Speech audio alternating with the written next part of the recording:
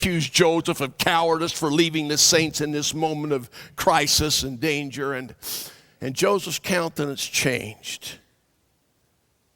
He said, if my life is of no value to my friends, it is of none to myself. And then he turned to Hiram and he said, Hiram, what do we do? And Hiram said, let's go back, give ourselves up and see the thing through. This is that third prophetic moment. And Joseph said, Hiram, if you go, I will go with you, but we will be butchered. And Hiram said, and this is sweet, my friends, but Joseph, the hand of God is in it now. Then let us go back, and if we have to live or die, let us be reconciled to our fate. And they came back. Spent their last night at home with their families. During the night, another letter came from the governor indicating that if they were not in Carthage by 10 o'clock that morning, he would send troops to attack the city of Nauvoo. And so now on the 24th at 6 o'clock in the morning, we're preparing to leave. Joseph and others, the city council, filling our saddlebags, preparing for a stay of uncertain duration at the county seat. As we're about to mount, Joseph's mother, Lucy Mack Smith, came out of the front door of the mansion house, walked across the yard to where Joseph was standing and took his left hand in both of hers. My son, what are you going to do? Can you leave this morning without promising me you'll return? 40 times your enemies have taken you away from me, but you've always promised you would return. This morning you're about to leave and you've said nothing. What say you now, my son? Joseph put his left arm around his mom, raised his right arm for silence, waved it until all of us in the yard, about 200 there that morning, were listening, and he said this, my brethren, no. My friends, I love you. I think you know that. I love you too much to save my life at your expense. If I do not go to Carthage now, they will come here.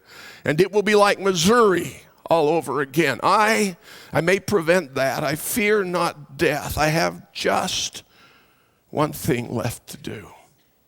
And then my work is done. And he swung into the saddle of his horse, and we departed for Carthage. 4 miles from Carthage, 13 miles from Nauvoo, we stopped to rest the horses and get some water at the farm of a church member.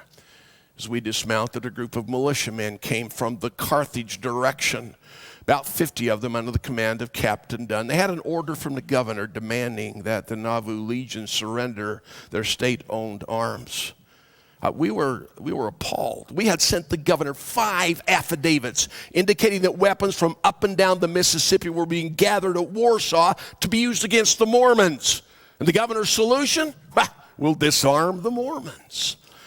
And to our amazement, Joseph, who was the commanding general of the Nauvoo Legion, countersigned the order, handed it to Captain Dunn, then walked across the yard to where we of the city council were waiting and said this is number 4. I am going like a lamb to the slaughter. But I am calm now, as calm as a summer's morning. I have a conscience that is void of offense toward God and toward all men. I will die innocent, and it shall yet be said of me, he was murdered in cold blood. Well, delays during that day caused us to be retained. We did not get to Carthage until 5 minutes of midnight that night, now the 25th. But as we rode across the public square toward the hotel, we found encamped in the public square about 1,200 militiamen, 500 more in Warsaw. Among them, the Carthage Greys, who lived, of course, in Carthage, but were now on active duty. When they realized who was riding by, they made a terrible uproar. "Stand aside, Captain Dunn. We'll use you up now, Joe Smith. We'll kill you and every Mormon on the river." This kind of a thing. And not satisfied to yell, they followed us all the way to the hotel, made such a commotion, they awoke the governor. He opened his window at the front of the building, looked into the yard. It was a full moon that night. He recognized who was there. He said, "You boys, you Carthage Greys, I can quite understand your anxiety to see the Mormon prophet. But it's too late tonight for that. Now go to bed quietly and peacefully, and I'll have the Mormons pass before the troops in public square tomorrow morning." Well, 9 o'clock the next morning, 8:45 the next morning, Constable Bettesworth came to our quarters and rearrested Joseph, Hiram, and 13 members of the city council, now for the third time on that original warrant, so that they could stand trial before the issuing magistrate, Justice Morrison. He left us in the hotel after telling us that hearing would take place in the public courthouse at 4 o'clock. 9 o'clock, the governor came, asked if Joseph and Hiram would participate in a parade before the troops that were assembled and waiting in the public square.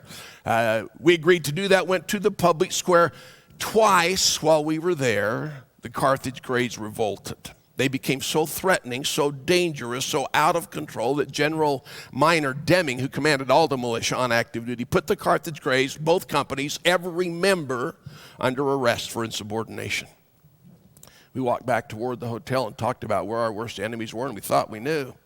3 times in less than 12 hours, we'd seen the Greys ready and willing to commit murder. 4 o'clock in the afternoon, we went to the courthouse for our hearing before Justice Morrison, and he wasn't there. He was in town. I'd spoken to myself that morning, but the man who presided that day at the Carthage courthouse was Robert Smith, who was a justice of the peace, but also the commanding officer of the Carthage Greys, who were no longer under arrest. The governor had intervened with General Deming in their behalf. Immediately, Robert Smith tried to set bail. Joseph's attorneys objected. You can't set bail at a preliminary hearing without evidence or a confession, and those had not happened. But Joseph instantly agreed to bail. Told me later he wanted the matter bound over for hearing at the circuit court in October. He wanted Hancock County to have time to cool down. Then Robert Smith set bail at 2 1/2 times the legal limit in Hancock County, which on a charge of riots, $200. Smith set bail at $500 a man, $7,500 in total. And clearly his intent was to get past our ability to pay and force us into jail, but we'd come prepared.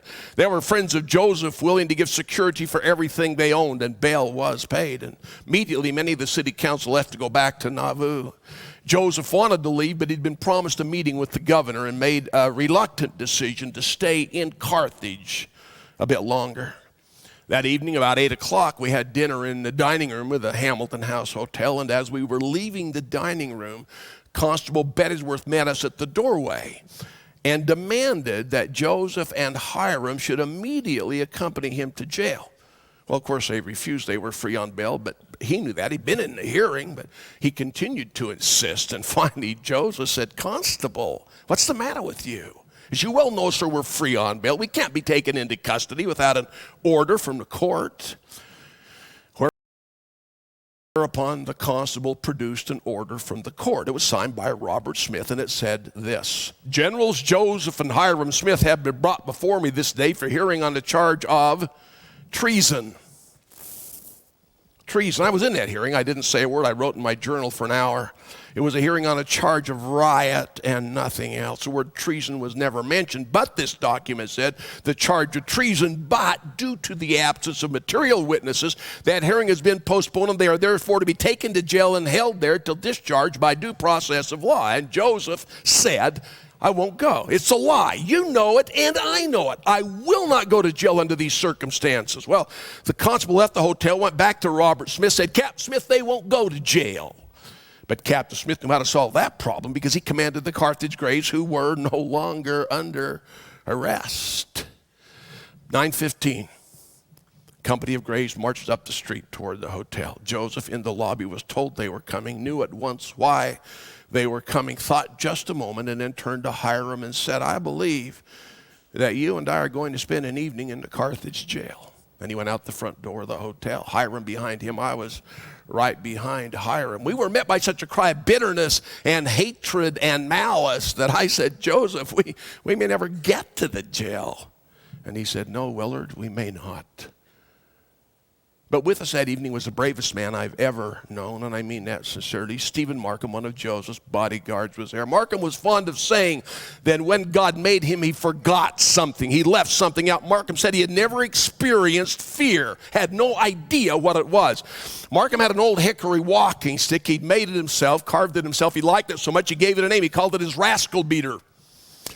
He now put this stick over his right shoulder, put his left arm around Joseph, said, Joseph, I'll take you to the jail if that's where you want to go, and I'll get you there safely. And he did.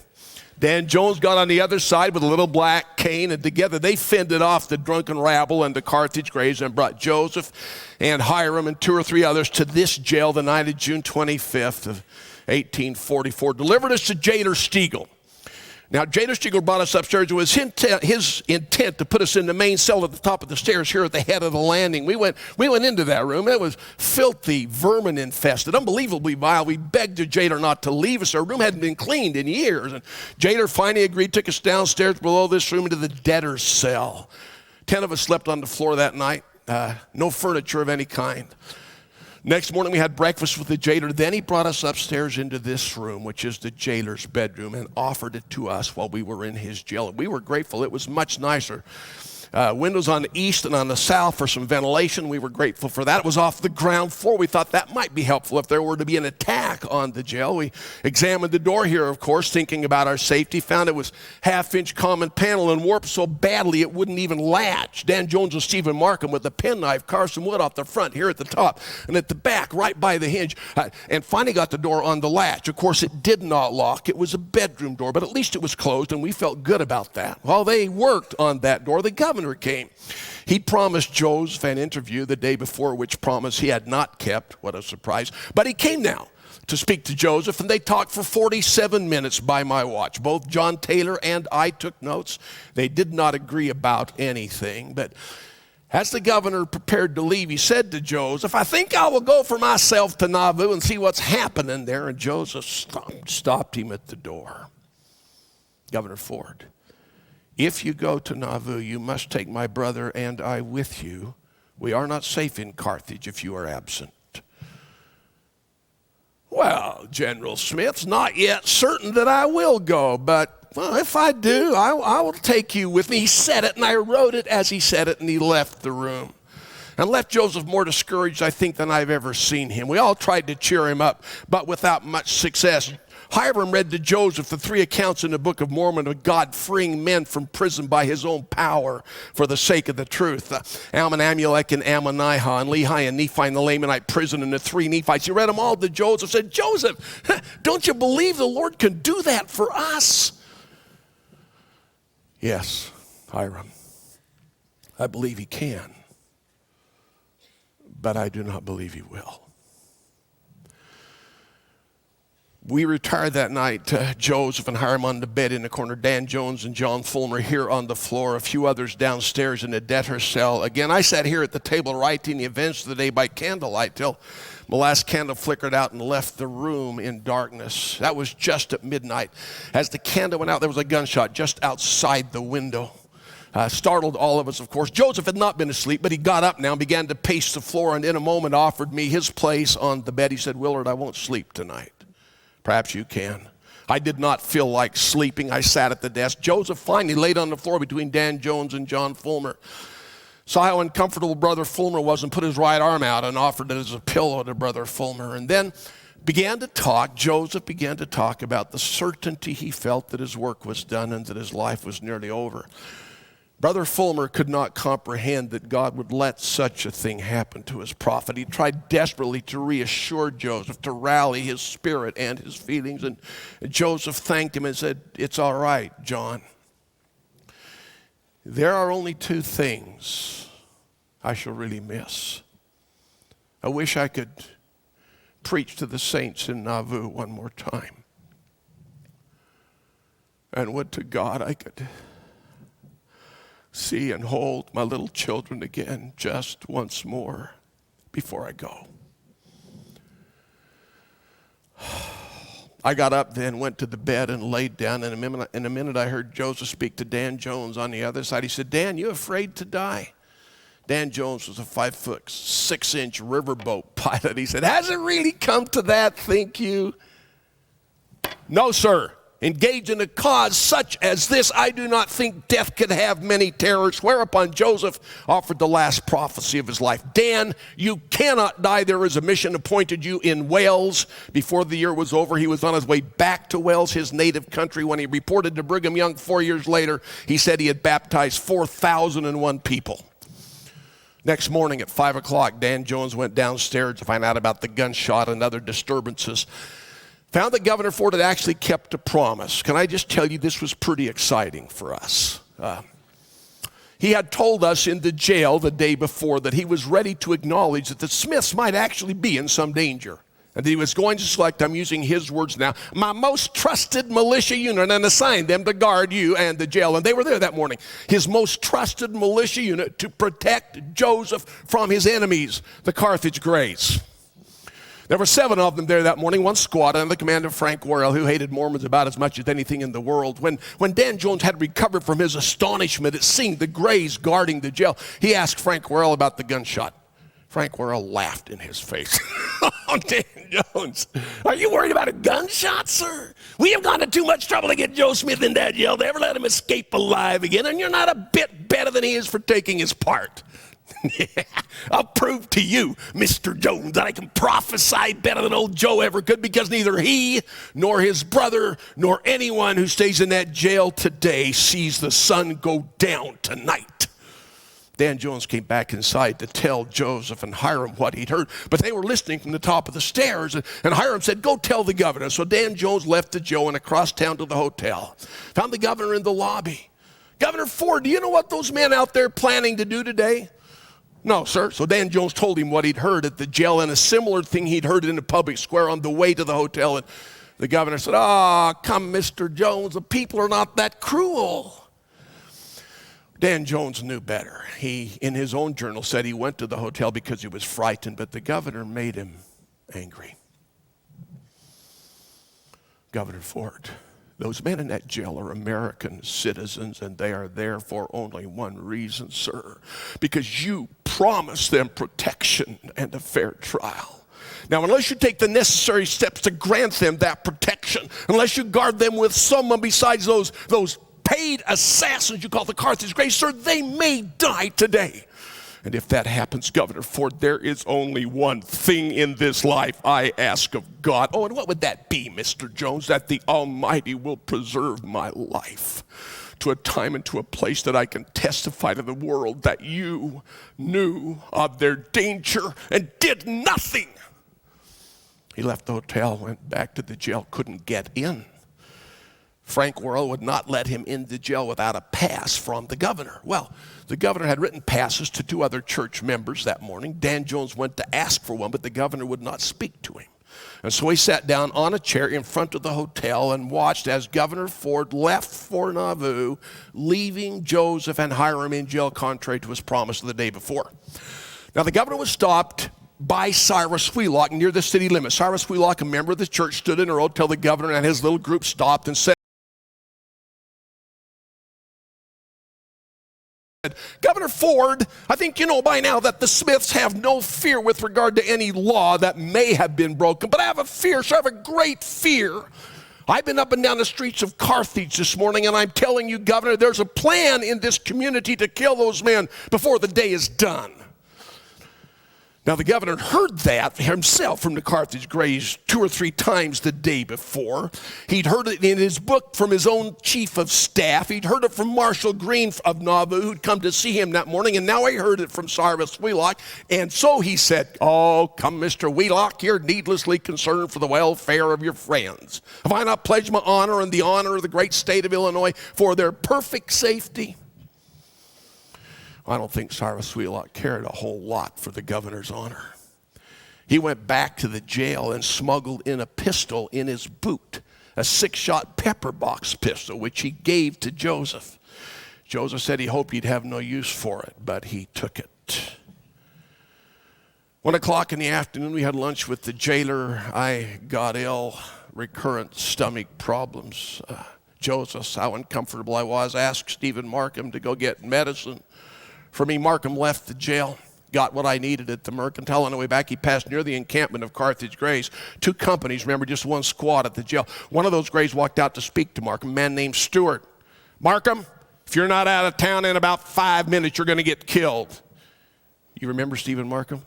He's the man who doesn't know what fear is. He said, well, Mr. Stewart, you might kill me, although I doubt it. But you can't drive me away from my friends if I don't want to go. Well, Stewart thought he could. He had his gun in his hand, bayonet attached. Markham had nothing. He had my medicine. Markham's stick was still in the jail, and Stewart came after him. I don't know what his intent was, and Markham didn't bother to ask. He said, I pushed the man's gun aside, hit him, and knocked him flat.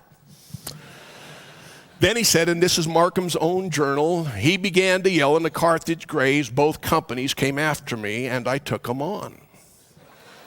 I parried their bayonet thrust with my left hand and knocked them down with my right till there were 10 or 12 of them on the ground. Then he said they pressed me so closely I couldn't fight any longer. Then they brought his horse. It was saddled and bridled. They said, get on it, get out of town, you're a dead man. He said, here I am, do your best. They jabbed his legs. These incredibly courageous Carthage Greys jabbed his legs so full of holes with their bayonets that his boots filled up and ran over with his own blood. And he never flinched. I don't think Stephen Markham knew how to flinch. But finally he thought, if I go to Nauvoo, perhaps I can raise the Nauvoo Legion and come back in time to help. Here I can do nothing. And so he swung into the saddle of his horse and raced for Nauvoo, and that left in the jail 4 of us. Myself, John Taylor, Hiram, and Joseph. 2:17 in the afternoon, Joseph asked John Taylor to sing. John Taylor thought, I don't feel like singing. Hiram said, just commence, John, you'll get the spirit of it. And so he sang a song recently popular in Nauvoo by Montgomery called The Stranger. A poor wayfaring man of grief. Sang it all the way through twice. I hadn't heard the song before close. I'd listened. I hadn't listened carefully, but I listened this time and I learned something. In the 6th verse, in prison I saw him next, condemned to meet a traitor's doom at morn. The tide of lying tongues I stemmed, and honored him mid shame and scorn. And then these words, my friendship's utmost zeal to try, he asked if I for him would die. And I knew. I understood with perfect revelatory clarity that that question had been asked. We were not at the jail because Joseph's friends had called him a coward, nor because Emma had asked him to come back, nor because the governor had demanded that he return. We were there because his dearest friend in the universe had asked a final favor. Joseph, will you seal your testimony of this work with your life and your blood? I understood. The flesh was weak, the blood ran chill, but Joseph Smith, the prophet of Almighty God, said, yes, Lord, if you want me to, I will. I knew how it was going to end for him. I thought I knew how it would end for all of us. Just about 5 o'clock, John Taylor, seated here in the window, heard a commotion in the woods towards the northeast. Looked off in that direction, saw a group of 125 men, faces blackened with gunpowder and water. Came up to the jail. Some came over the fence. It was only 2 rails high. Most through the gate, around to the front of the building. I pulled the curtains aside and watched. Carthage Greys fired at these men from point blank range, and nobody fell down. Greys had loaded their weapons with powder only and no ball. Then the Greys were swept aside, and this mob began to attack the jail, fired through every window and opening and doorway in the building, nearly killed the jailer's wife downstairs. As soon as we heard the rattle of musketry on the stairwell, the 4 of us came to this door, swung it shut, and put our weight against it to prevent an entry. Someone saw the door closed, raced up the stairs, and grabbed the handle. I think he supposed the door locked. It would not move, of course. Our weight was holding it. He then fired a ball through the edge of the door, right above the door handle. That ball passed by us harmlessly. Nobody was injured, but we knew then the door was no protection. And 3 of us, myself, Joseph, and John Taylor, came here toward the front part of the room. But Hiram stayed a moment longer against the door, trying to hold it with his hands, his shoulder, his leg, and the side of his head when a ball was fired through the paneling of the door. That ball hit Hiram right there at the base of the nose on the left side. He staggered back across the room. When a ball came through the window, hit Hiram in the back, went all the way through his body and smashed the watch in his vest pocket. He fell to the ground here and said, I am a dead man. And he was. Joseph left the corner, came, knelt beside Hiram for just a moment, said, oh, my poor dear brother Hiram. Then purposefully he stood, came to the door, which was still closed, opened it slightly, took the pistol from his pocket, aimed at the stairwell now filled with men trying to force their way up, and snapped the trigger of his gun 6 times. It fired 3 times, misfired 3 times, and wounded 3 men. Now that stopped the rush of the mob to get into the room. They did not know how well armed we were and were not anxious to come into the room and find out. So they stood outside on the landing and tried to reach left-handed around the casing of the door this way and fire into the front part of the room where we were standing. But John Taylor picked up the rascal beater, and every time the barrel of a gun came through the doorway, he whacked it and knocked it aside. In that way, he protected us for 35, maybe 40 seconds. Joseph said, "That's good work, Brother Taylor. Keep it up." He knew it was hopeless. In a moment, the mob would realize the gunfire within had ceased, and then they would come in and kill us all. John Taylor thought there might be a chance of escape at the window and came across the room thinking to leap to the ground here, about 15, maybe 18 feet. But as he got here to the window, he was shot from the doorway in the thigh of the left leg. He said that ball severed a nerve or hit a bone or something. It paralyzed him literally completely, lost the power to move any muscle. But his momentum carried him forward till he was nearly on a balance here on the windowsill, tilting slowly outward. He looked down, and there were 50 men below with guns and bayonets waiting. One of them chose not to wait, took careful aim at John Taylor's heart and fired a ball. That ball smashed into a watch in John Taylor's vest pocket right here, stopped it at 5:16 and 26 seconds and knocked him back into the room. Saved his life. There's no question about that. He found he could move again and tried to crawl under the bed there in the corner. It was the only place of safety in that part of the room. But now with the doorway open, John Taylor could be seen quite clearly under the edge of the bed, and these men began to shoot at him. He was shot in the wrist of the left hand, the calf of his left leg, piece of flesh the size of that fist was shot out of his hip as he lay on the floor. Now, I'd picked up the stick. I was trying to do what John Taylor had been doing, but it was impossible now to do much because it wasn't 1 or 2 guns in the doorway at a time, but 6 or 7 or 8 discharging almost simultaneously, balls ricocheting from wall to wall, the smell of gunpowder and blood and death. It was the worst moment of my life. I knew we were going to die. There was nothing I could conceive of that could prevent it. Only cowardice had kept the mob out so far. Then at this moment of greatest danger, Joseph, who's behind me here in the corner, I was trying to shield him with my own body while I wielded the stick. Joseph left the corner of the room, walked across the room here near the body of Hiram, took the pistol from his pocket, dropped it on the floor, and turned and looked at me and smiled. He smiled, an expression of absolute peace and purpose, and then turned and started for the window. And I knew what he was going to do. Joseph was not trying to escape. He was past that now.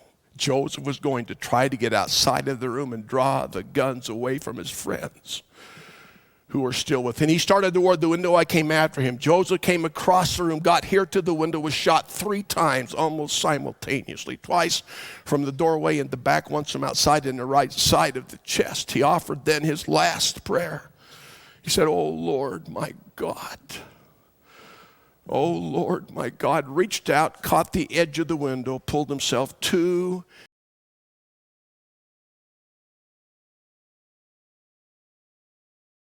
and through the window and fell to the ground below.